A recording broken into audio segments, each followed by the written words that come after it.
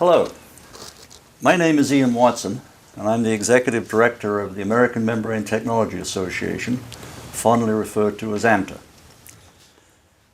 This is a continuation of our chats with the pioneers, in which we are trying to record for posterity, or maybe longer, the efforts of the early pioneers in the development of membrane technology. AMTA is a technical association that advocates the use of membrane technology for water treatment, ranging from wastewater reclamation and reuse to seawater desalination. The heart of the technology is the membrane. About 2.5 years ago, the board of directors of AMTA decided that we should make an effort to interview as many of the early pioneers in the development of this technology, not only the membrane, but also the membrane systems that came along with it, as a way of preserving the history of this technology. The roots of this technology are in the United States, and specifically in Southern California.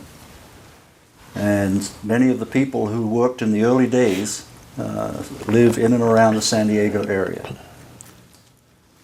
AMTA's intent is to post segments of these interviews or chats on our website so that the upcoming generation of engineers and scientists understand what went into the development of this technology and its use throughout the world today in solving some of the world's water problems.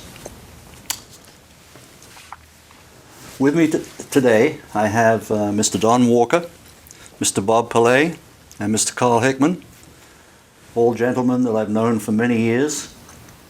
And I'd just like to ask them to introduce themselves and give us a brief background of their involvement in this technology. Don?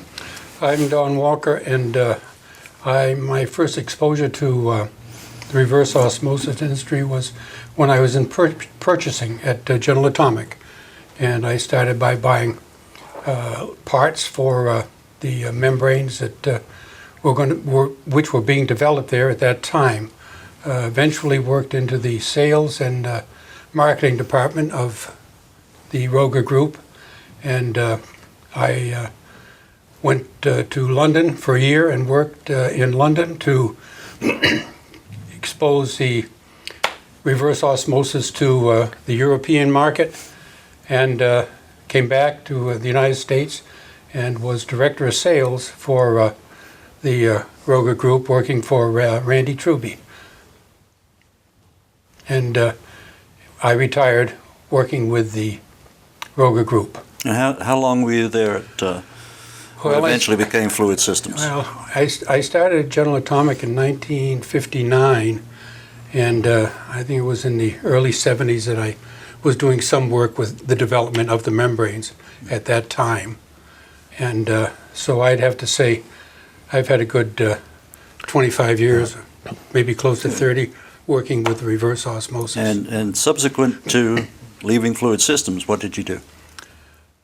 I started my own company in chemicals that were used in the operation of the systems, and I sold that company a number of years ago, and we were very, very fortunate to do fairly well, and since then my son David has started a company, Vista Technologies, and is doing very well in the reverse osmosis systems. Our oldest son Dale was also involved very heavily in the chemical portion of the company that we had, so I can almost say that our whole family has been involved with reverse osmosis since I started with General Atomic. Yeah, and it's been very enjoyable, I can tell you. Thank you. Bob, how about you? Well, I actually started out of college in the petroleum industry, so I have kind of a little bit different, perspective on the water treatment business than maybe some others. And I spent about 6 years with UOP and traveled throughout the world, starting up refineries and so forth. And came back to Chicago and decided, I think I want to go back to California. So at that time, UOP had bought two water treatment divisions, the Roga division and the Fluid Sciences division, which was previously Calgon Havens. And so I started thinking that, hey, this is a good chance for me to stay with UOP, which I liked very much, and get into an environmentally related field, which I wanted to do, and get back to California. So I went to the personnel department and I said, this is great, I want to go out to California. And they said, no way. So I wouldn't give up. I went across the street to the corporate offices and I talked to the people over there and I said, this is what I want to do. And they came back and they said, no way. So I was sitting in my office and it was snowing, looking out the window, and I got a call and the corporate guy said, hey, the guy from California is coming out. You want to come over and talk to him this afternoon? This is like the next day. So I went across the street and it was Ken Anderson from Fluid Sciences, and we talked a little bit and he said, you know, I've been looking for somebody like you for 6 months. I said, great. So flew out to San Diego and started with Fluid Sciences, and that was in 1974. And then a year later, UOP merged Fluid Sciences with Roga. And that's when I met these fine gentlemen. We all came together on Harbor Drive, which was right in the heart of San Diego. And it was just wonderful to work with the people from Roga. They, you know, as far as the quality, it was the same as what I had seen in the oil business. I mean, they were just people that were easy to work with. They were people of high integrity, and it was just a great time. Good, good. And subsequent to Fluid Systems, you moved on in related fields, I understand. I got a call from a guy named Pete Darby, and 1983, and he said, hey, I've got this company that I have started since I left Advanced Structures building pressure vessels. He left in about 76. And he said, I could use some help running the company. And so we talked, and eventually I left Fluid Systems and went over to Advanced Structures and spent 17 years with Pete, and it was all good. Good, good, good. And what are you doing now? I'm having an interview right now with Ian Watson. But I did some consulting, worked a little bit with Mac Jawar at IWT, who came from Fluid Systems, and a little bit with Process Scientific, Hob McPherson, and also with Charlie Hull at his company. So these were all people from Fluid Systems, and enjoyed working with them. Good. In recent years. Good, good. Carl, how about you? Well, I've been in the water treatment business since 1959. When I graduated from high school, I started work as a chemist in a waste treatment plant in Lubbock, Texas. Up through 1970, it was either the city of Lubbock or Infilco. I was their ion exchange startup person for the entire United States, which got me home about once a month for about 2 days at a time.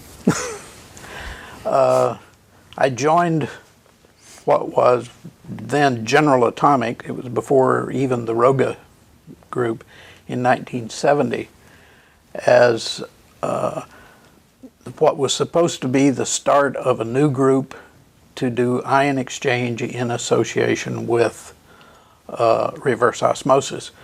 The connection between high purity water, semiconductor manufacturing, and ion exchange was just being made at that time.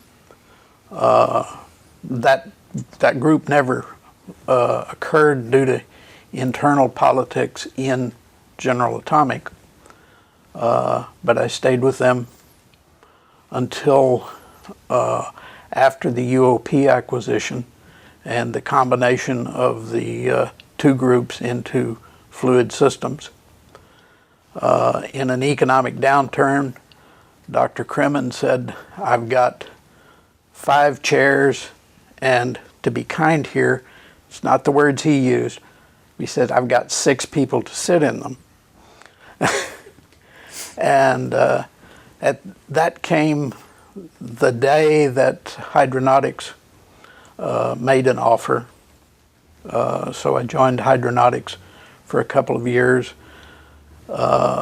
Then I was in consulting, private consulting, for about a year and a half. Came back to Fluid Systems for about 2 years. And then since then, I've been in private consulting since about 1980. I think it was at Hydronautics that I first met you when I was working there. You were working for Hydronautics, that is correct. Yeah. Yeah. I left Hydronautics to go into consulting when Mr. Bartlett withdrew his proposal for the Yuma project, which he withdrew that proposal because of bad data that was coming to us from our membrane source about the performance of the membrane. And it became obvious in our evaluation of that membrane that we could not meet our performance guarantees. That's one of the dark little secrets of that time that may or may not have come out. But once he began his own membrane manufacturing and was able to produce membrane that would meet the requirements of the Yuma project, he was convinced to reinstate his proposal. But that's what got me back into Fluid Systems. And then subsequent disagreements with UOP management got me into my own consulting firm. Funny how that happens. It is. You get, well, to be quite honest, the later years in Fluid Systems under the UOP, well, actually it was Signal Corporation, was truly living in a Dilbert world. If you've got a Dilbert calendar on your desk, at least one or two of those daily messages from Dilbert lines up exactly with what life in Fluid Systems was at those times. Currently, I'm doing my very best to retire, and I'm living in Snowflake, Arizona, which is a wonderful place to live, 6,000 feet elevation, and lots of LDS neighbors who are the best neighbors in the world. Good. Now, Don, you were more on the marketing side of the membranes. Now, were you also involved in marketing systems at that time? No, not really. I was, at that time, really in the systems business. I was in the purchasing arm of the group. And I always thought I wanted to get into sales. And so one day I went into the general manager, Ted Larson, at that time, was a fine gentleman. And I said, Mr. Larson, you know, I'd like to get into sales. You think I could? He said, when do you want to start? And so I started with sitting at the telephone and taking orders over the telephone and calling customers.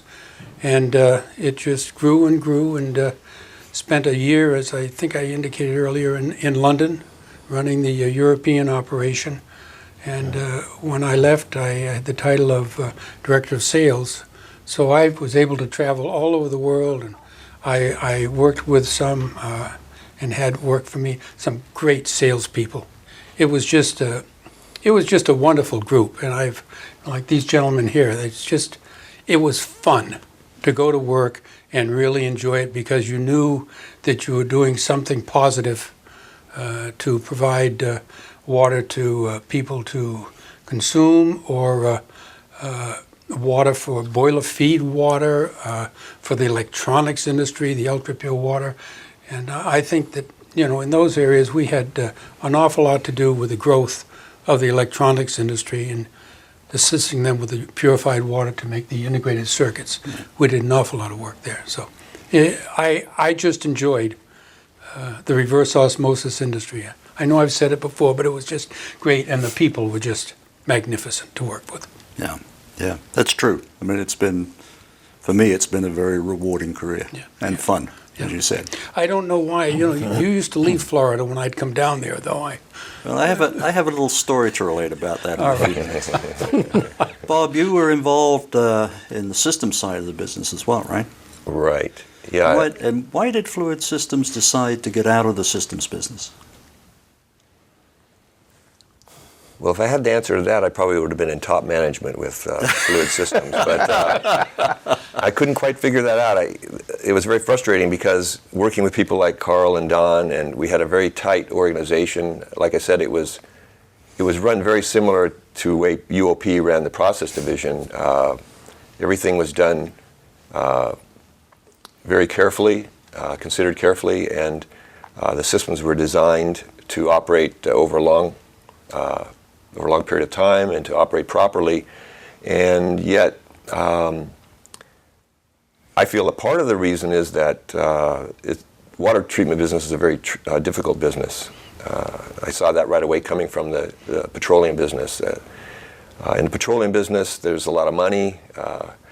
There's a lot of care that the system is going to operate properly right from the beginning, and safety is a big issue. When I got into the water treatment business, to me, it was a down and dirty business compared to the petroleum business. And so even though we were designing systems, proposing systems that we knew would work over the long haul, people that were competing against us, because it's easy to get in the systems business, I kind of felt like, somebody's got a garage shop and they can offer a system for half of what we offered it for. And unfortunately, I believe personally that set the business back about 10 years, because when I came into the business, I got what all young engineers got. We called it RO fever. Right. We found out about reverse osmosis, and we said, this is the greatest thing since sliced bread. Right. And we felt that Fluid Systems, because of the team we had, or I felt, I'm sure the other guys felt this way too, that, hey, this is going to, we're going to take the world over. This RO, everyone's going to know about RO in about 2 years. And we're going to be on top because we do it right and we know what we're doing. And we lost a lot of jobs to companies that went out of business very soon after they got the award of the jobs. And it was very frustrating. And I think, when you've got a big corporation running you, they want to see the profits on a consistent basis. And they probably didn't understand, the business as well as maybe we did, and we ran into some management issues, as Carl pointed out, and I was very frustrated because I loved the people that I worked with at Fluid Systems and what we were accomplishing, what we were trying to do, and people started leaving. People like Carl and people like Charlie Hull and Jack Luce went to Alcowther, and after the Jetta job. And I was kind of left standing like one of the last ones. Turn out the lights. Well, in 1980, we moved up to Scripps Ranch. And at that point, by 1980, I think of the original group, I can't remember anybody else that was still around. I'm kind of stubborn, so I was still there.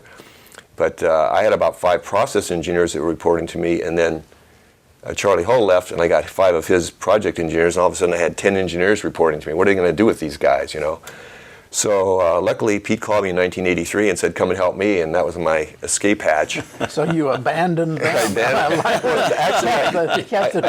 I didn't abandon 10 engineers. What happened, this is sad.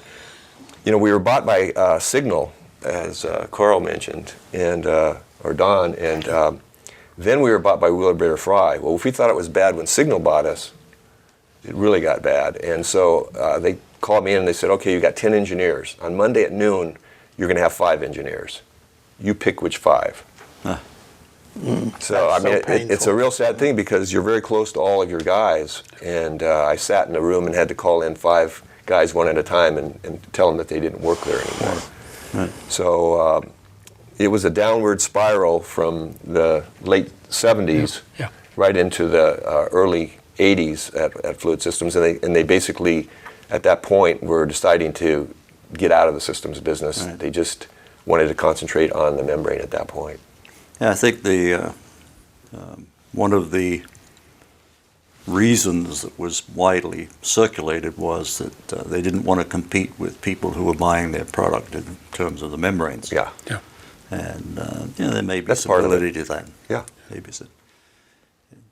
It's always struck me, since I started in the business, how many people worked at Fluid Systems that went other places and were successful. Right. It was kind of the seed bed of the revolution in water treatment, I think. I think, the business was growing so rapidly, and if you remember when we really first started, I think one of the largest plants we built was a few 100,000 gallons a day at one time for Texas Instruments and for the manufacturing of the integrated circuits. And now I think every manufacturer of integrated circuits worldwide have reverse osmosis systems in their plants as their pretreatment of the DIs and stuff like that. Oh, I remember when I started, a plant of 500,000 gallons a day was a big plant. Oh yeah. And then they built Cape Coral, which was 3 million gallons a day. It was a huge plant. Well, if you remember, and we're going to see him tomorrow, Charlie Mungle. Charlie Mungle was one of the first people to go up to Orange County Municipal Water District, and he ran the little pilot unit there. And I think they were like 4-inch elements, 36 inches long at that time, if I'm not mistaken.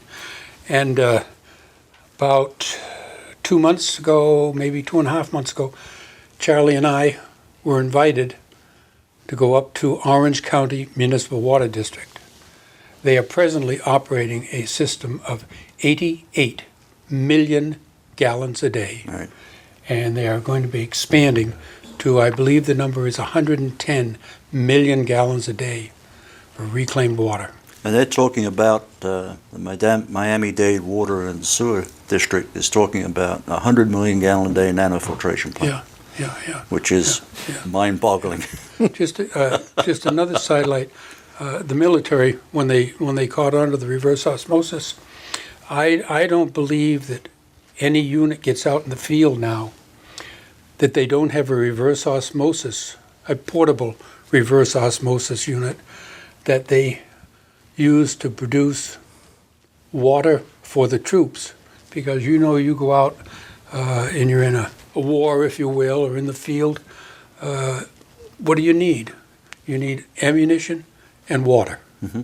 Okay? And so we used to go to Fort Belvoir where they first started this, the reverse osmosis systems. And so now I look at it and say, boy, has that taken off, and the industry's just grown. You've been to some interesting places, Carl, one of which I yes. know about personally. Some of them are even pleasant places to Give us a few anecdotes, if you will. You and I earlier today discussed the reverse osmosis unit for the Royal Palace at Thowel, Saudi Arabia. Right. That was one. The company involved is immaterial, but I was contacted as the startup engineer. I was going to go to Saudi Arabia to start the plant. Construction was essentially complete. Because of obligations I had, I put that trip to Saudi Arabia off 1 month, which in this industry is quite a bit of time. When I got to Jeddah, the first day, you don't do anything your first day in Jeddah. It's too hot, you've got jet lag, and so no big deal. You have to meet everybody. That's part of the Saudi Arabian way of doing business. The second day we spent in the office in Jeddah. After about 6 days of this, I said, when do we go to the plant? What's the status of the plant? The project engineer said, we just unpacked the 3rd container. So we finally got to the plant. There was no foundation, no walls, nothing, just a flat place on the plane. For some reason, I let them convince me to stay for the entire 3 months of construction and startup.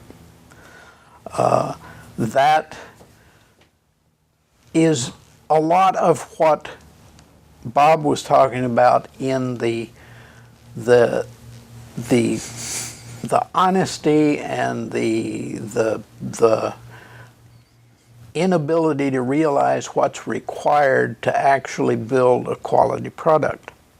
So many companies like that one would get into the business and say, well, it's a water plant.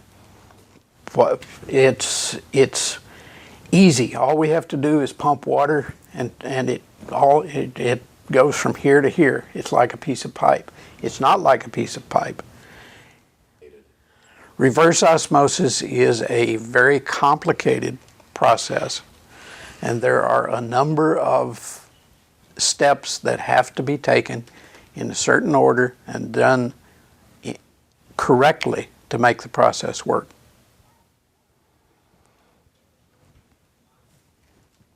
And so you found yourself, as I recall, making a control panel out of a piece of plywood and some light switches. I went to Jeddah when the control system would not work. I went to Jeddah to a hardware store and bought 12 light switches and used those to get the plant online so we could fill the freshwater swimming pool so the Sultan's daughter could swim that weekend. It was still running on light switches when I left Saudi Arabia. And maybe still is. It could very well be. It could very well be. That project, as I recall, was for Prince Sultan. It's Prince Sultan, who was Minister of Defense at that That's time. right. And when I was first approached about not designing the project, but reviewing what had already been designed, I questioned the size of the facility, because as I recall, it was 400,000 gallons a day, and they had a drinking water demand for about 20,000 gallons a day or something like that. And I was told that I shouldn't ask questions like that. And it had to be 400,000 gallons a day. So I'm being sort of fairly persistent. And, it was a client, so I was trying to save them some money if I could. I was eventually taken into another room and told that it had to be that large because all of the irrigation of the grounds had to be done within 2 hours because the prince didn't like to get his sandals wet. That is entirely believable. And it turns out it wasn't a palace, it was about 50 buildings, as I recall. Well, it was a huge place. Well, one of the things about Saudi Arabia is that the palace construction and maintenance business is part of the way that Saudi Arabia plows oil revenues back into their own economy. You have farmers who are dependent on the palaces for their irrigation water. You have a tremendous employment consideration. Most of those are expatriates, usually Indians, Pakistanis, but that is part of Saudi Arabia's bottom-end aid to other Muslim countries. Right. So it's not a matter of a residence. It's a matter of an economic development that impacts far more than just the Sultan and his family. Right. Their standard of living, by the way, is incredible, but that they could afford at far less than 400,000 gallons of water per day.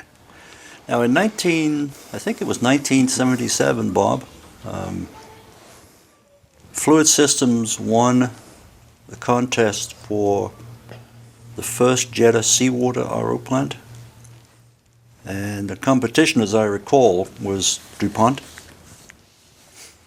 Were you involved in that project?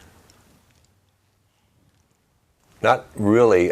Jack Luce, who I reported to, he was the manager of engineering, took that project on and full time, and that's all he did. It was a very, very large project, and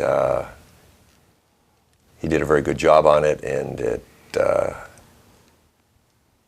think it turned out well. And he, working with, I think, Jan Zoom, I think was the name of the individual he was working with.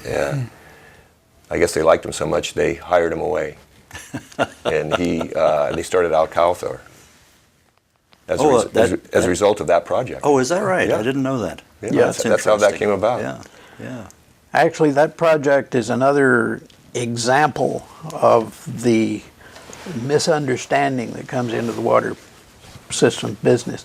It was supposed to have been originally built as containerized units to be flown to Saudi Arabia in Saudi military C-130s.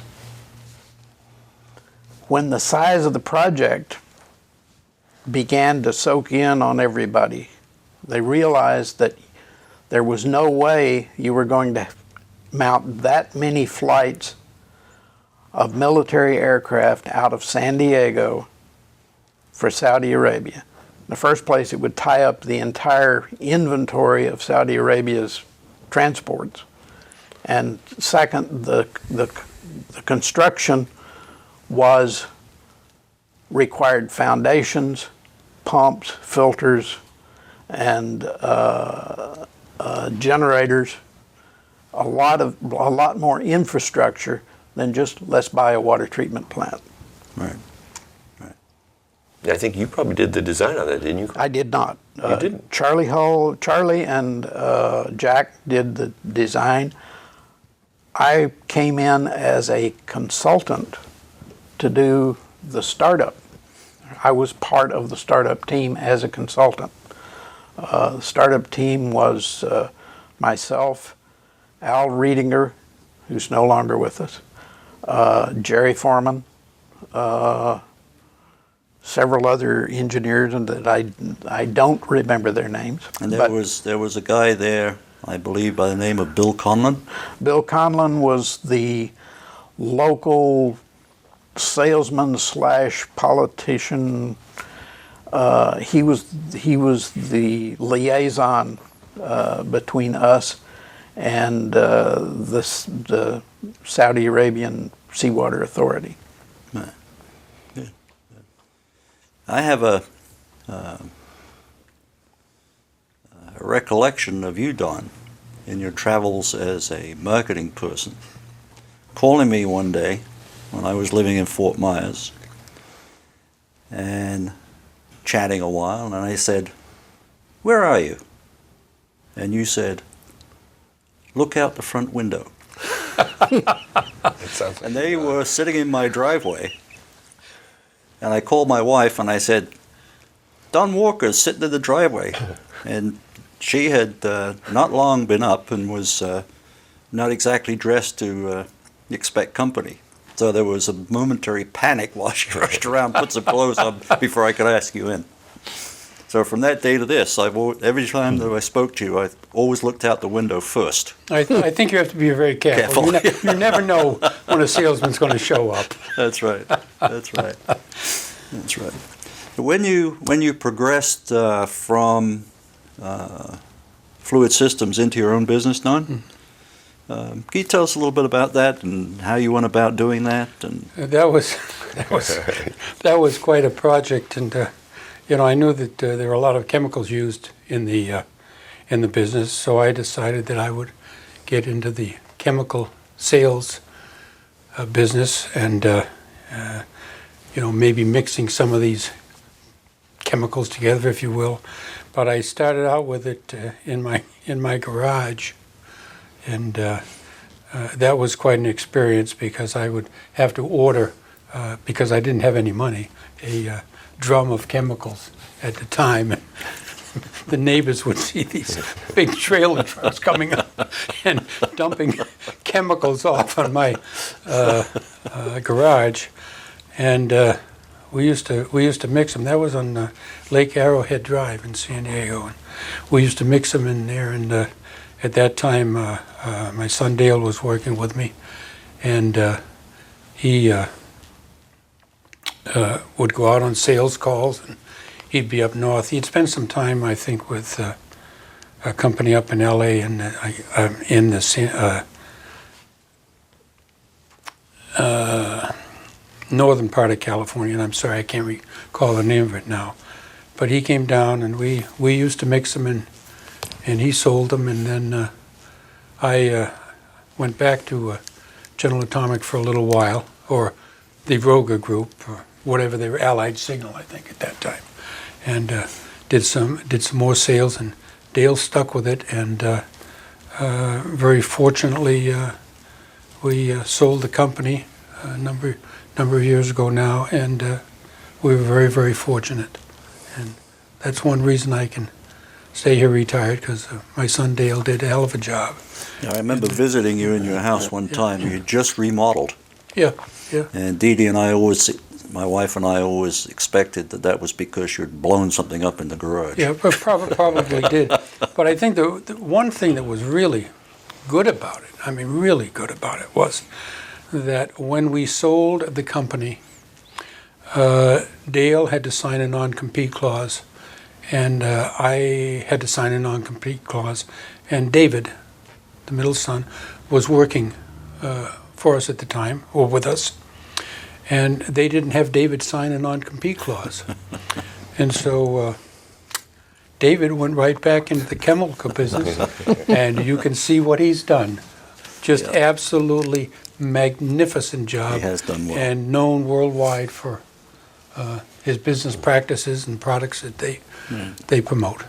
Yeah. And I'm just thrilled at what RO has done for our family. Bob, when you were at Fluid Systems, they were still making their pressure vessels? Or had they ceased that operation Well, towards the end? by the time I left, yeah, they had stopped making pressure vessels. Realized that wasn't a smart thing for them to do. Well, we had the steel vessels. Remember the steel vessels? Initially. Initially, we had Initially, they were steel. steel vessels, and there was a company across the street, I think, from us at Harbor Drive, that did the coating. They had to do sanding of the steel Yeah, vessels. that was in the early days, and then they did tests to make sure that the Right. ID had a proper integrity. That's right. Yeah. But then well, I'd like to tell a little story about, you were asking about things that happened in the field and so forth.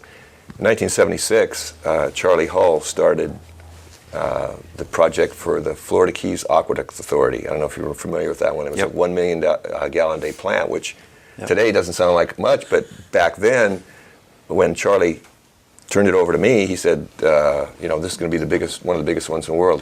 We had Ocean Reef, which was 1 million gallons a day. This was going to be 1 million gallons a day. And what happened was, right after Charlie started that job, we got the Orange County job, 5 million gallons a day. So Charlie took that job and gave me Florida Keys, and I went down there and worked with the Aqueduct Authority down there, and we had some interesting things happen on that one. It was a brackish job where we were running about, I think, 50% recovery, and there was, of course, H2S. Right. And they had a neighbor right next door, a lady, kind of a little bit different personality, and apparently she painted the inside of her house. She was always complaining to Bill. I think it was Bill Wardell. Does that sound familiar? Yeah, Anyway, I think that, he was the head of the authority, and she was always calling him, complaining about us, too much noise, water running down the road or whatever. Well, she called him one day and said, I just had my house painted, and it was painted blue, and now it turned pink. The H2S was, the wind changed and it went over to her house. So we had to admit on that one that we kind of, were causing a little problem. No, I didn't repaint it, but, I think we talked with Carl and we injected some chlorine and the degasifier, and everything was okay. But then there was another group of people protesting because they said, well, you're putting the brine into the bay there. It was right on the bay and right on the west side there, and they said, we don't know what that's going to cause. That could really be detrimental to the aquatic life. So we walked down to the end of the road and got the outfall, and here's these porpoises swimming around, and all these tropical fish are, gathering around the brackish water as it comes out. So we didn't worry too much about that at that point. Yeah, we had the same arguments over on the West Coast. Yeah. And you go down in Cape Coral, they actually hired a marine biologist to go down and dive down and take a look at the end of the outfall. And he said he'd never seen such a rich marine environment in his life. Didn't they also attack the Cape Coral plant on radium? Yeah, Because well, that was... the concentrate contained radium that happened to be in the feed water Yeah. that happens to be in all of the waters of Florida anyway. Right, they did. But there's always a reason why you can't do Right. something But different. even in those days, it was, I mean, permitting the discharge was relatively easy because the plants were small. Yeah. Right. It wasn't until we started building, 10, 15 MGD plants, and the state decided that, well, maybe this is a fairly significant amount of water we're throwing in here, and we should take a closer look at it. So Yeah. it's been, that was always an issue. And the Florida Keys plant, wasn't that built by Hearn Contracting? Yeah, that's an interesting story. I went down there the first time, I think, for 6 weeks that I spent in Key Largo, and I met John Harn because he had gotten the contract to build the unit, and really a fantastic gentleman, very high integrity, just a great guy. And then he told me, he said, I'm going to bring my son in. He was just a character. And so, of course, he got RO fever right off the bat. Yeah, sure did. So he's, we had a good time down there together. And then near the end of the job, he was talking about, I think I want to get into this business. And so we talked about it a little bit. And next day I came back, I thought about it. I said, Jimmy, I have the perfect logo or idea for you on how you can present your company. Say, Harn RO, where your pipe dreams become reality. And that was the beginning. That Well, I was the think start. that's, and that goes back to what you were saying earlier, and Carl was saying earlier about the quality of the people who were in the systems business. I mean, Jimmy started his systems business right after That's right. that plant was started, and he's still in business, and he has a reputation for being probably one of the most competent and careful and quality conscious OEMs out there. And if he feels he has to compromise, he won't take a project. I mean, he's that kind of. I wish we had more of that in this industry. And we've had several come through the door and out the back door, as you said, and some of those plants are still around, and you can still see the results of low bidding. So many corners cut that Yeah. the project winds up in a circle. Yeah. Well, I think that when we, the fluid systems or General Atomic, when we went into the business, if there were problems, the people that we had there working, engineering, field service people, they were right there all the time. There was no question that we would be there to help anybody that had problems. You jumped. You jumped when the phone rang. That was part of the problem as well with our membrane customers, because our reputation was undercutting their reputation, because the fluid systems plants had a reputation for working. A lot of the OEMs couldn't measure up to that sort of standard. A lot of those are gone now. Yes, that's right. I agree, Carl. Yep. And there was a time when there were very few consulting engineers involved in that side of the business that really understood what reverse osmosis was all about. And so, the specifications didn't exactly hold everybody's feet to the fire. The specifications in many cases were, from a technical standpoint, non-existent. Non-existent. I mean, it basically said, we want you to build an RO plant, it has to make this much water, and, what's your bottom dollar? And we think the feed water quality is going to be Right. in this range. Right. There was very little very little of the initial work done by the consulting Right. companies as well. That's right. And that, and sometimes you still see that today. I run into situations where the systems are actually being designed by the OEMs at no cost, obviously. And the consultant takes that specification and it puts it almost 100% into their specifications, for which they're getting paid a lot of money. That irritates me sometimes. A very good example of that was a very high-profile project when it was done is the Tampa Bay seawater desalting plant. Yeah, we won't go there. It's too close to home. Is that too close to your home? Too close. Okay. Yeah, do you have scars from that as well? Don't edit this portion. We're going to wrap up now, but I'd like to ask each of you in turn to give me your thoughts on where you think the industry is going.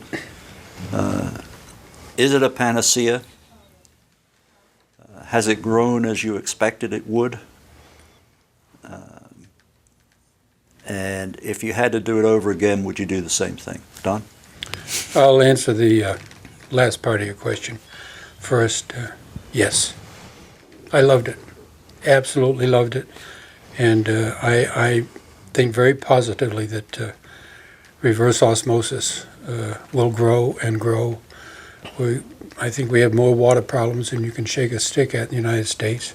And for reclaiming this water, I think a lot can be done with reverse osmosis to help it get back. And I think just look at Orange County Municipal Water District, what they're doing. And I think it's a hell of an industry, and I loved it. Okay. I have to second that, Don. I was very glad that I got into this business and that I've been able to see it grow, and it's taken a lot more years than what I thought it was going to take. What I was predicting way back in the early years, and I think we're beginning to see it, is that membranes will be used more and more in industrial applications for separating different types of chemicals rather than just water. Mm-hmm. And I think it has a very bright future in that area. It's much more difficult to do that, and that's why I think it's taken time for that to develop.